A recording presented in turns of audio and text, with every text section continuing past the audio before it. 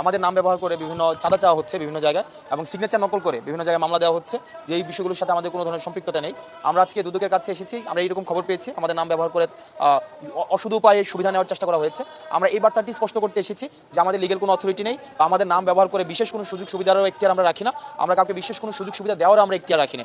সিস্টেমের মতো করেই চলবে। আমরা দুদকের কাছে অনুরোধটি নিয়ে এসেছি, সিস্টেম বা দুদকের যেই অ্যাক্ট রয়েছে অ্যাক্ট অনুযায়ী সব কিছু চলবে, আমাদের নাম ব্যবহার করে যেন কেউ বিশেষ কোনো সুযোগ সুবিধা আদায় করতে না পারে, এই বার্তাটি হচ্ছে আমরা স্পষ্ট করতে এসেছি।